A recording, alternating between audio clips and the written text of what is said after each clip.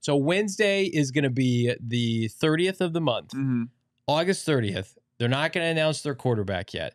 I cannot imagine in recent memory it's taken this long for a team to name a starting quarterback. Do you think like the later this goes, the more they're keeping it open for Josh Dobbs to take this job? Yes, absolutely. I mean, why can't anybody else connect those dots? I have no idea. I don't know what the reluctance is because it probably plays into since OTAs to training camp to preseason, people thought that it was just going to be Colt McCoy and there just wasn't going to be a true challenger. And now, you've got a true contender for the spot that's entered the chat, and his name's Joshua Dobbs, and he has experience in the system. He's got the skill set that I think Petzing and Gannon want from that position. Monty Osfort also in the front office wanting that. So I think that it didn't exist before. Obviously, you had like your pipe dreams of a 5th-round rookie coming in and grabbing the job, and it just never happened. They just didn't see from the position what they wanted. And I think, there was conversations had like, hey, we need something. We need some juice. And they brought in Dobbs, and now I think it becomes a competition. You don't think there's any chance that Kyler Murray not being placed on PUP, they're holding out hope that Kyler Murray can come back and be named the starter sooner rather than later? No. That seems like a pipe dream at this point. Yeah, that seems, as far as the most realistic options, that seems pretty far down the list, right? But when you look at the time frame that Dobbs is dealing with, when you've got Wednesday, Thursday, Friday, we'll see if they get any weekend practices in there, but I think they'll just get into their game week the following week. It's not a whole lot of time to win a job.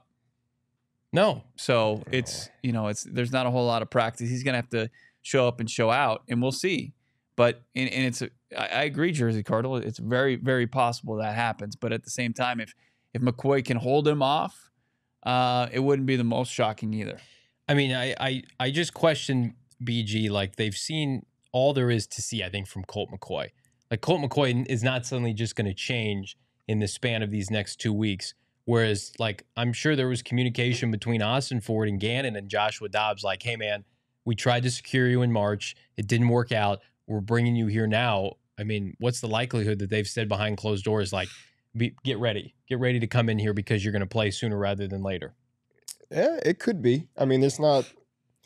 However, we will never really know what's going on behind the closed doors anyway until it comes out. But I mean, I think they brought Dobbs out here for a reason. Yeah. I think if it was something for where they wanted to see Dobbs play, then he would have played today. They would have found a way to get him in or at least done something. But I think the timing of them bringing him in says that we're trying to find a way to get him in and at least get him reps, whether he starts week 1 or not. We are all Jessica. Absolutely. No doubt about it. During the broadcast today, every time K1 was on the screen, we were screaming, we need you back. We need him back healthy. But like to my point earlier, I hate to piggyback off my own points, but you love to do that. That's one of your favorite things. 3 practices next week at the most, right? Even if Kyler is activated from PUP, I mean, the practice time he has between now and the Commanders, it's not a lot. I think the Cardinals were leaving themselves some options earlier this month that Kyler Murray could be activated and that Colt McCoy could get them to where they needed to in the short term. And I think both of those have been paused and subsequently delayed. I mean, Joshua Dobbs now is here to play, and Kyler Murray, I think, gets more time to recover, which is, I mean, at the end of the day, that's the most important thing. BG, what's the biggest obstacle for Dobbs over the next 2 weeks as far as what would keep him from getting in the starting lineup? It'll be honestly timing and getting to know, like, obviously he's been in this system, but he's going to have to learn a few more things getting in. He's going to have to at least refresh his memory on some of the things, but I think it'll be timing and getting to know his receivers that he's going to play with and making sure they're all on the same page, because there's a lot that goes into it when you really think about it. You can't just grab a quarterback and throw him out, especially at this level of football, and just expect him to be on point with routes, because no 2 receivers run the same route. I mean, you can run them with the same route, but it's not going to look the same. Some guys are faster, some guys have longer strides, some guys have shorter strides. So I think the biggest thing over the next couple of weeks, if Dobbs is going to get the starting position, is can he go out there and prove that while he's there, they won't miss a beat? I think that you could get a game plan ready for the Commanders week 1 with Dobbs, because we've known this. It's pretty common. They don't want to show too much during the preseason. Sure. The ultimate, I think, curveball is, hey, Commanders, Ron Rivera, Eric Bieniemy, you guys are preparing for Colt McCoy. We've got a different quarterback now. You better go study Dobbs film, Jacoby Brissett from last year. We're gonna throw a couple wrenches into our game plan now. We're gonna get this guy ready to go. Because I mean, quite frankly, if they're watching Colt McCoy highlights from this preseason and the tape that they've seen maybe from joint practices in Minnesota, they're licking their chops. They know what Colt McCoy is and what he isn't. Whereas, especially today, and I don't want to take too much away from this preseason game. Right.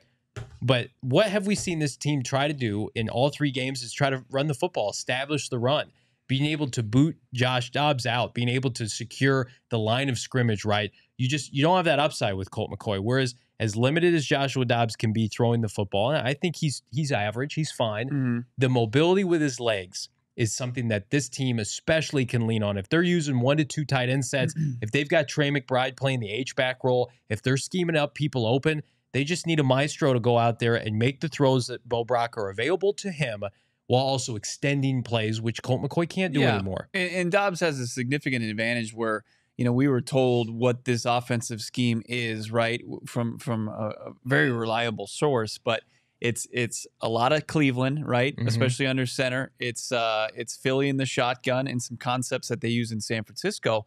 And Joshua Dobbs, he played under Petzing was his quarterback coach a preseason ago in Cleveland.